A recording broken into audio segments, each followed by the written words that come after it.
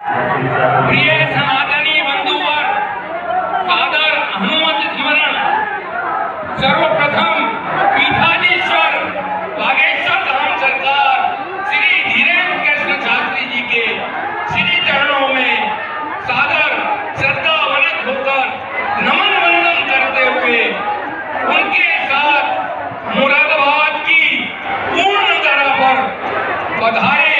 उनके समस्त सहयोगीगण के प्रति हृदय से आभार व्यक्त करता हूं। साथ ही सनातन में अटूट आस्था रखने वाले तथा राष्ट्रीयता की भावना से ओतप्रोत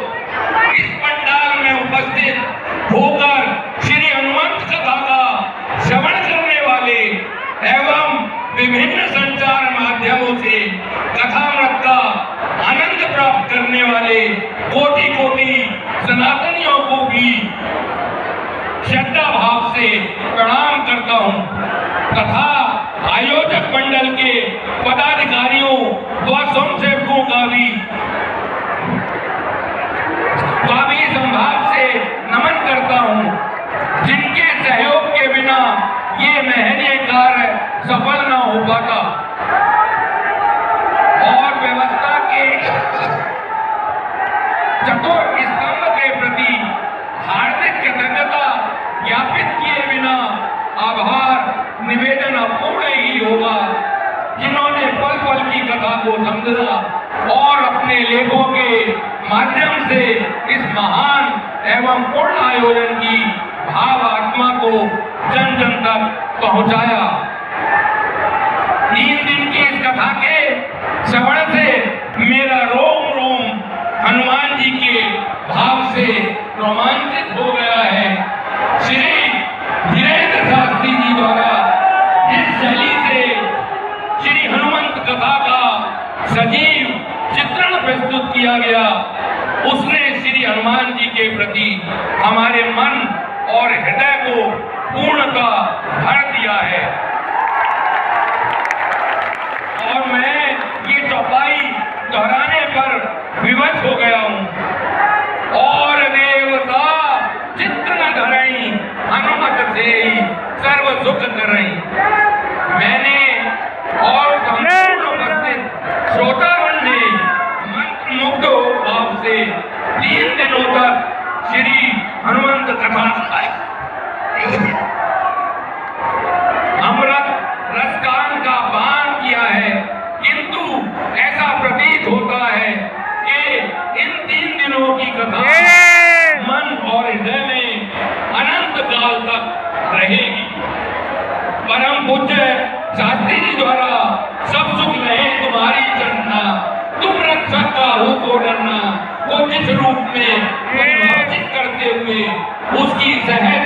सरल व्याख्या की गई, उसने लाखों सनातनियों की जीवन शैली को बदल दिया। विश्वास हो गया कि श्री हनुमान जी की शरणागति प्राप्त करके सभी प्रकार से सुख और उसके बाद आनंद का भाव जागृत हो सकेगा और जीवन के कष्ट स्वतः ही दूर हो जाएंगे।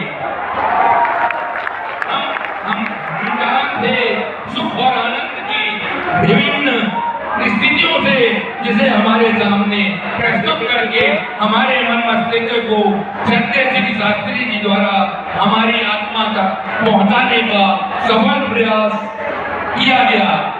ये भी हम आज दृढ़तापूर्वक धारण कर चुके हैं कि जब हम भगवान श्री हनुमान जी की शरण में आ गए तो हमारी रक्षा का दायित्व उन्होंने ले लिया और अब हमें किसी से भी अनिष्ट का डर नहीं रहा।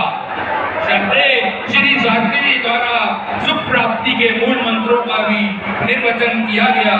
जैसे कि हमें अपनी आय का आधा सेवा कर्म में खर्च करना चाहिए, क्षमा करने की आदत डालनी चाहिए। मनुष्य के लिए भूल करना स्वाभाविक है, किंतु अनजाने जाने में हो गई भूल को स्वीकार कर लेने में विनम्रता और महानता प्रकट होगी। जो प्राप्त है उससे हमारी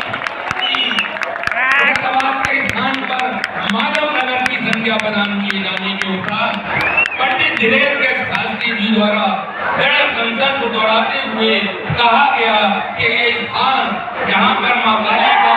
दिव्य मंदिर है,